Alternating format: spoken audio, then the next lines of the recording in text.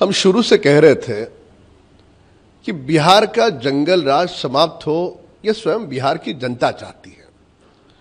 और प्रातः से लेकर अब तक जो चुनाव के रुझान है वह यह स्पष्टता के साथ दिखा रहे हैं कि बिहार में हम फिर से एक बार जीत रहे हैं, एनडीए की सरकार आ रही है।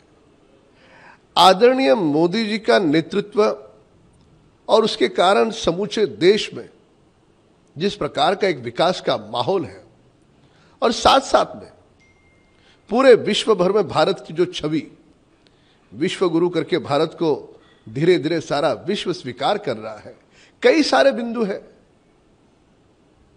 और इन्हीं बिंदुओं को लेकर बिहार की जनता ने एनडीए पे फिर से एक बार विश्वास दिखाया है। जिस तरह से बिहार चुनाव के नतीजे आ रहे हैं, क्या लगता है देश में और भी जो चुनाव होंगे या मुंबई में यहाँ महानगर पालिका के चुनाव हैं, किस तरह से प्रभावित होंगे, असर पड़ेगा? देखिए, इस बात को स्मरण करें कि बिहार के ये नतीजे आएंगे, ये भली भांति राहुल गांधी और कंपनी को पता था और वही कारण था। उन्होंने लोगों के मन में जो भ्रम फैलाना शुरू किया था,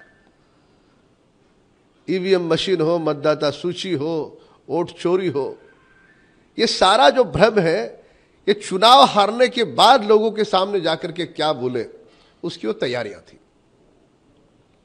लोग काम के आधार पे वोट करते हैं, जंगल राज के आधार पे नहीं।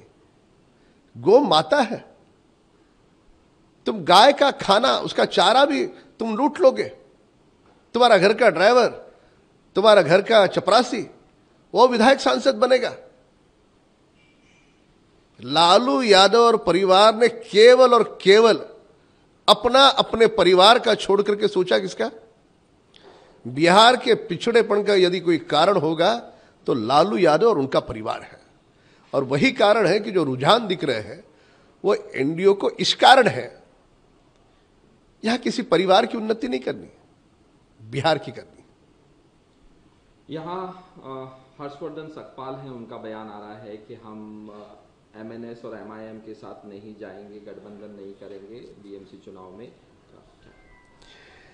देखिए, कांग्रेस के प्रांत अध्यक्ष कह रहे हैं मनसे के साथ नहीं जाएंगे, एमआईएम के साथ नहीं जाएंगे।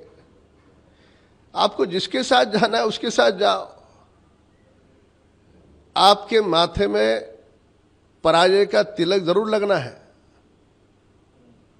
किसी के साथ भी लड़ो या किसी को छोड़ के लड़ो, कांग्रेस के माथे पर पराजय का तिलक सुनिश्चित है और इसके लिए किसी और की आवश्यकता नहीं है।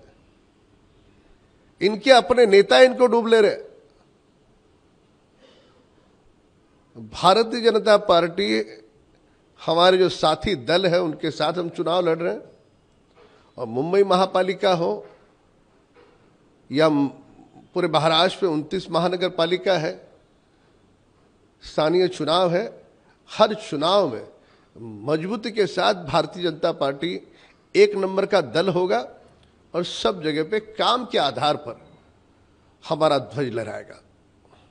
एकनाथ शिंदे का बयान आया, कह रहे हैं कि जो ठाकरे गुट को छोड़ के आए हैं नगर सेवक, उनको जिताने का हमारा काम है और सभी एमएलए एमपी को कहा है कि उनको जिताना है।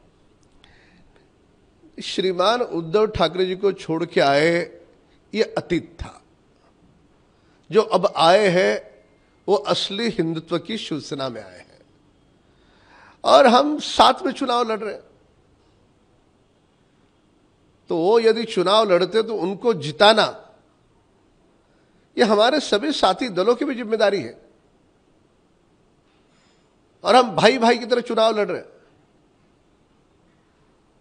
मुंबई महानगर पालिका हम महायुति करके चुनाव लड़ रहे हैं और यहां पे महायुति का ही ध्वज लहरेगा।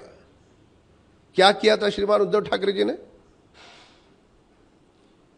कोविड काल में लोगों को जो खिचड़ी मिलती थी गरीबों को, वो खिचड़ी को चोर करके कहलाया जाता है इनको। क्यों? उसमें भी पैसे बनाए।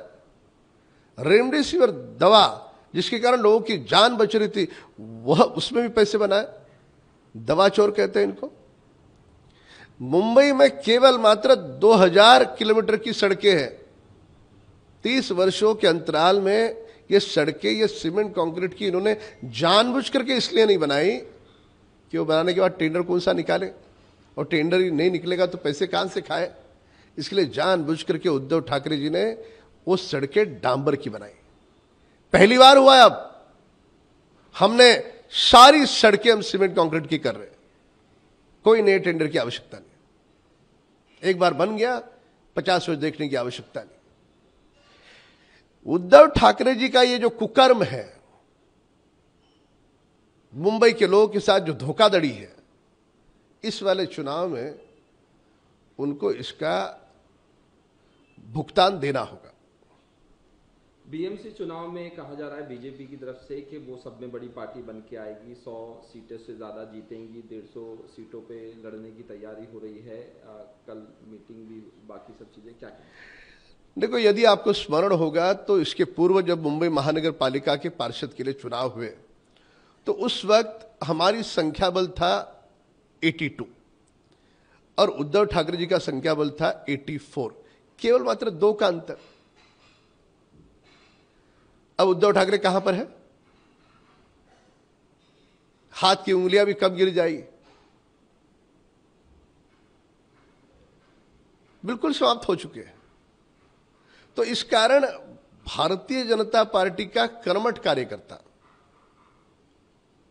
हर दल को अपना दल बड़ा करने का अधिकार है। हमारे कर्मठ कार्यकर्ता के अथक परिश्रम के द्वारा हम मुंबई में नहीं, समूचे महाराष्ट्र में 1 नंबर का दल करके आएंगे। और टारगेट छोटे नहीं रखे जाते, टारगेट बड़े रखे जाते हैं। पर मन में इस बात को हमने महायुति करके स्वीकार किया है कि चुनाव महायुति करके लड़ेंगे और महायुति का ध्वज लहराएगा। पार्थ पवार का जो लैंड मामला है उसको लेके कहीं ना कहीं अजीत पवार नाराज नजर आ रहे हैं। ये भी बात सामने आ रही है कि अजीत पवार कह रहे हैं कि सरकार से बाहर निकल के बाहर से समर्थन करेंगे सरकार को। नहीं, इस बात की मुझे जानकारी नहीं है, पर आदरणीय अजीत पवार जी ने स्वयं कहा कि उस जमीन के मामले में यदि जो भी दोषी होगा उस पर कार्रवाई होगी।